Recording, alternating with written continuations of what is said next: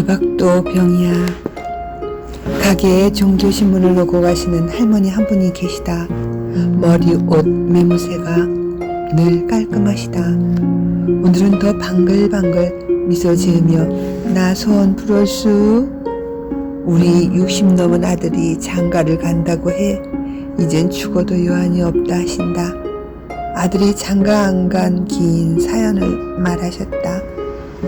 남편이 도박병에 있어 큰아들이 어렵게 합격한 서울 명문대 입학금을 갖고 집을 나가셨어. 시작된 사연을 말씀하셨다. 아들은 어려서부터 총명에 반장을 놓친 적이 없고 중학교, 고등학교도 우수했다. 할아버지는 그 시절 임용대를 나와 일본 유학까지 다녀오신 분이라 중매인 말만 믿고 결혼했어. 남편은 빈털터리인 몸으로 혼인하셨다. 혼인 첫날부터 신방을 비우고 화투에 미쳐 살아 늘 밖에서 사는 사람이었다고 말하셨다. 할머니가 열무, 생선, 시금치, 수레를 끌어 두 아들을 키웠다. 남편은 하는 일 없이 한 달에 3일 집에 있으면 많이 있었다. 그때는 두 아이 배 안 굶기는 게 소원이라 하셨다. 다행히 큰아들이 명문대 합격해 엄마 이젠 고생 덜어드릴게요. 대학 가서 과외만 해도 엄마 고생 안 해도 돼요. 꿈에 부풀어 내게 한 말에 사는 보람이 컸어. 밥 안 먹어도 좋았어. 내 생애 최고 좋은 날이었어. 그런데 입학금 낼 돈이 없는 거야. 어쩜 가난한 사람은 주변도 다 가난해. 사방으로 돈을 빌려보지만 못 구했어. 어쩌겠어. 우리에게 큰 돈이라 월세방을 담보로 일부 구하고 고리대금을 얻었어. 먼저 입학시키고 보자는 맘에. 며칠 전부터 집에 들어와 있는 남편은 노름에 술에 여자의 고노 갖춘 철없는 사람이었어. 뜬구름 잡는 한탕에 노동 없는 나날을 살았지. 생활비 한 번 변변이 된 적 없었기에 대학은 왜 보내냐며 아들에게 시간 있음 돈 벌어 했던 사람이야. 이날까지 일이란 모르고 사는 사람이라 기대도 안 했어. 마감 이틀 앞두고 마련한 아들 입학금을 그날 밤 몽땅 들고 남편은 집을 나갔어. 결국 아들은 입학을 못했어. 평생 한으로 안고 살았어.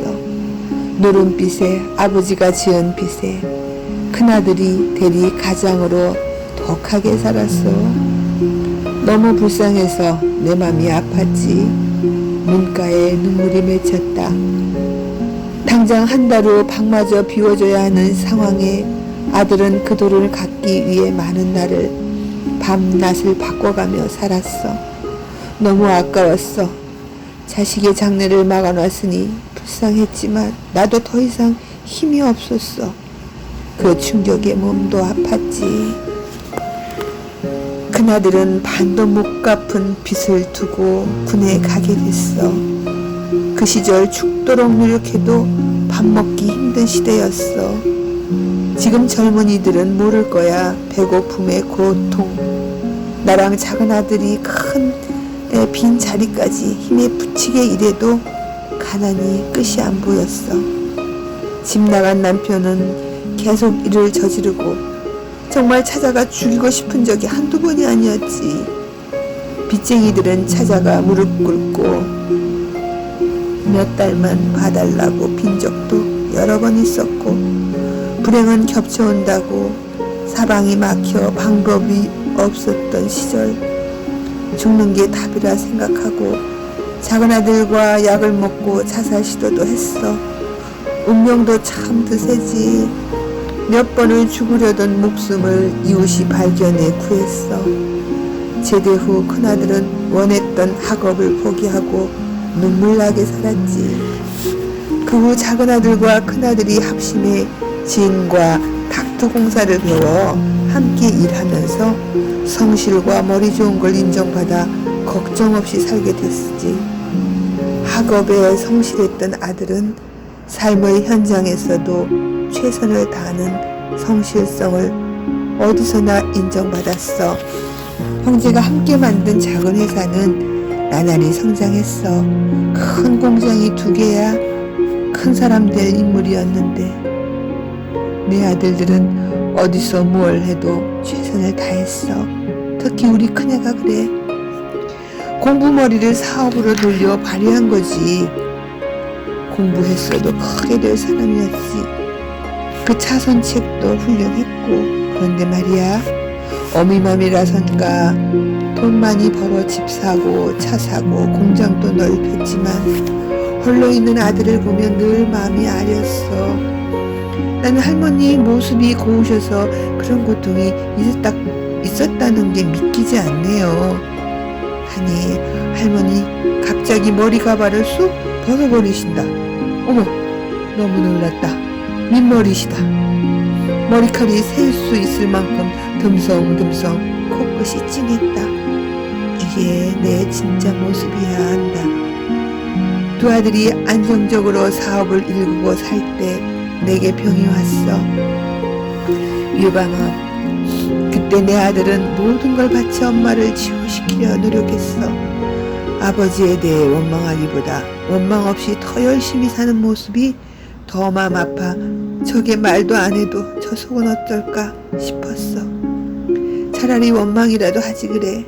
내게 그랬더라도 나 대학 못 나왔어도 엄마 내 동기 중 내가 더 성공했어요. 잘 나가는 중소기업 사장이야. 동기들은 봉급쟁이로 내 밑에 들어와 일하는 친구도 있어 하며 되려 아버지 원망하는 나를 위로했어. 내가 암 판정을 받고 아들이 처음으로 아버지를 원망했어. 엄마의 병이 아버지 때문이라며 엄마가 만약 이렇게 돌아가시면 엄마가 너무 불쌍해. 꼭 우리를 위해서도 엄마가 살아주셔야 한다며 울었어. 그 억울한 시절에도 안 울던 그네가 그날 처음으로 세상을 다 잃은 듯 울었다. 2 아들의 정성에 오늘까지 내가 살았어. 내가 완치 판정이 날 때 아들이 묻더라고. 엄마 소문이 뭐야? 난 너와 동생이 결혼해 자식 낳고 엄마가 못 산 삶까지 평범하게 충실한 가장으로 사는 걸 보면 오늘 죽어도 원이 없어 했어. 부처님께 상처받은 자녀들을 위해 밤낮으로 기원했지. 기도의 가피일까? 참한 동갑내기 여성분을 알게 됐고 덤으로 다 키운 3명의 자녀까지 얻었어.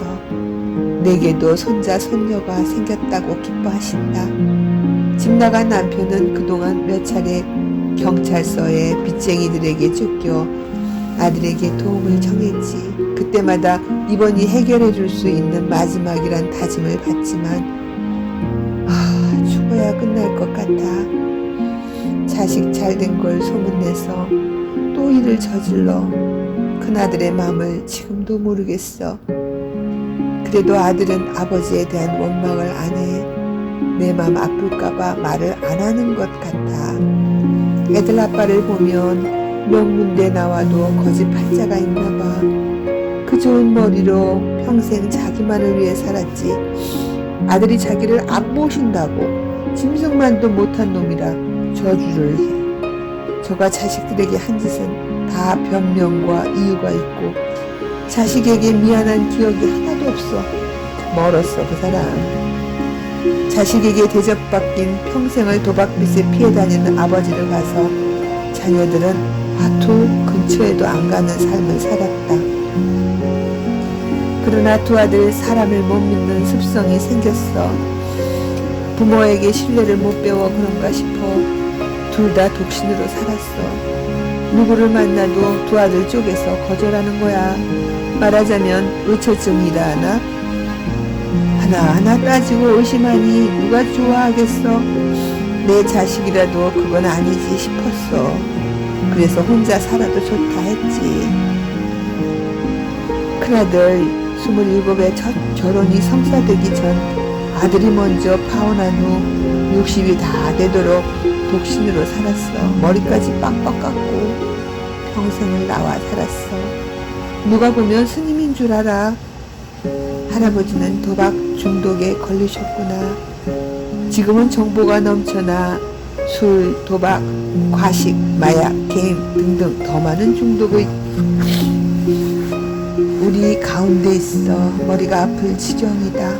맨정신 즉 건전한 정신 하나 갖고 살기엔 힘든 삶이라 그럴까. 모든 것이 과하면 중독이라지만 이 또한 치유되지 못하면 죽어야 끝나는 정신병이다. 한국에도 익명의 단도박 모임이 있다. 도박 중독자들의 모임이다. 내 아는 지인도 남편의 도박으로 도박비 때문에 위장 이혼한 분이 있다. 술 먹는 사람과는 달리 너무나 겉모습이 깔끔하고 단정한 모습에 그런 고민이 있나 싶었다. 술은 취한 표시, 술 냄새로 표시가 나지만 도박 중독은 전혀 감을 잡을 수가 없다. 회사 공금에 손을 대서 직장을 잃고 본격적으로 도박에 빠져들어 미쳐가는 남편을 도저히 말릴 수 없었어요. 술꾼이 술구에 마시듯 도박 중독자는 어떤 경로든 도박에 필요한 돈을 만들었다. 아내 말로 옛적에 5살 막내 아들이 청력이 나빠 어렵게 비싼 보청기를 나라에서 보조금 받아 구입하려 모아둔 돈을 도박으로 하루 만에 다 잃고 집에 돌아오지 못하고 일주일을 밖에서 배회하다 들어왔다. 도박도 술만큼 끊기 힘든 것 같다. 치료가 절실히 필요한 병이다. 늘 그 남편은 자기가 억울하단다. 뭐가 그리 억울할까? 어떤 가슴의 상처가 자식의 기가 되어줄 생명 같은 보청기를 살 걸 알면서 정상적 사고였음 그 돈에 손을 댈 수 있을까? 아내의 말은 아이의 생명이 걸렸어도 그랬을 거란다. 이 현실을 일반인은 이해할 수 없다. 중독자와 사는 가족의 현실이다. 우리는 모른다. 아는 것도 그들도 자기 자신을 통제하는 기능이 고장났다는 걸 자신도 모른다는 것이다. 감정이 마비된 정신은 중독 증상이다. 병이다. 주위에 병든 가족들이 많다. 이 혼란 속에서도 지혜롭게 살아내는 분들이 있어. 그들의 지혜를 들을 수 있다면 우리의 희망이다. 모든 것에는 양면성이 있다. 병이 있으면 치료약도 있겠지. 회복하길 갈망하라. 목숨 걸고 병을 인정하고 도움을 찾아보자. 회복을 넘어 다시 일어나길. 여러 종교 성직자들이 한자리에 모여 어느 법회의 한 남자 수행자가 존경받는 달라이 라마님께 물었다. 내게 용서할 수 없는 죄를 지은 사람을 나는 용서하기 힘듭니다. 당신이라면 어떻게 용서하는 마음을 내시겠습니까? 하고 질문하자 지혜와 자비가 가득 담긴 말로 달라이 라마께서 나라면 먼저 용서보다 이해하려 노력해보려 하셨다. 그렇다. 용서는 이해가 돼야 용서가 되지.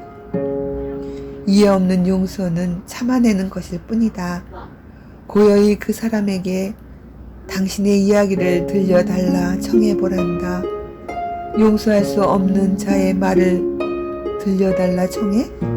나라면 그래 변명해봐는 되겠지만 그 사람이 어떤 환경에서 어떻게 살았나 그가 살아나야 했던 1세대만 이야기 들어도 그를 이해하는 마음이 내 미움의 감정이 많이 반감될 거라 하셨다. 오래 가슴에 담고 기억하는 말씀이다. 우리는 짐작과 내가 보는 것이 다라 생각하고 보복하고 싶은 감정만 키우지 그를 이해하기 위해 묻지도 않고 알고 싶지 하지도 않는다. 알고 싶어 하지도 않는다. 당장 꼴도 보기 싫은데 뭔 대화? 이해고 뭐고 됐고, 너는 내 아픔의 10배, 아니 더 이자 붙여 천벌받아라 하는 게 우리네 정직한 마음이다. 거기까지면 좋은데 이해와 용서가 안 되면 죄 지은 너보다 내가 괴로우니 이해든 용서든 하자는 얘기다. 내가 살아오며 겪었던 많은 괴로움과 삶에서 오는 감정 싸움은 80%가 오해일 가능성이 컸다. 내 생각이 너무나 옳다는 생각과 다른 이의 생각이 다 틀렸다는 지적 교만을 조금만 내려놓자 삶이 평안해진다. 조금만 진실을 미리 볼 수 있다면 내 삶은 지금보다 평화로웠을 것이다. 후회와 실수도 줄어들 것이다. 이제부터라도 반복되는 실수는 하지 말자. 예전 기도문 중 평온함을 청하는 기도. 신이여 어쩔 수 없는 것을 받아들이는 평온함을 주시고 어쩔 수 있는 것을 바꾸는 용기를 주시고 그리고 이를 구분하는 지혜도 주소서. 예전에는 남이 나보다 낫다 못하다, 나보다 많은 걸 가졌다 적게 가졌다, 복이 많다 적다 판단하며 살았다. 늘 비교 속에서 경쟁하는 마음으로 살다 보니 늘 고요함 없는 삶을 쫓기듯 불편한 심정이었다. 당시 내가 부러워하던 친구에게도 더 큰 부러움의 상대가 있다는 걸 알고 놀랐다. 그 최상의 그룹 속에서는 더 크게 서열이 나누어져 있었다. 산이 높으면 골이 깊다 한 말이 사실이었다.